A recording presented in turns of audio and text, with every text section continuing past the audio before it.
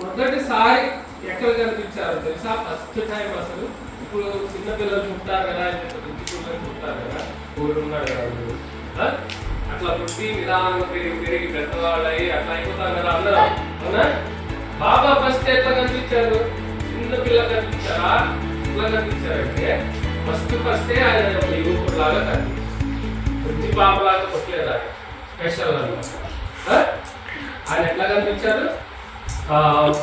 మన తీర్థాల కంటే కొద్దిగా పెద్దగా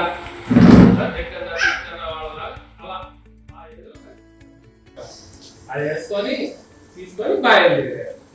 ఎందుకు బయలుదేరారు? పార్టీలో ఏ ఎక్కడికి? దాని పేరేంటి? వీటిని అందరూ గట్టి చెప్పాలి. ఏ ఊళ్ళో కూర్చోన్నారు చెప్పాలి. ఔరంగాబాద్ దగ్గర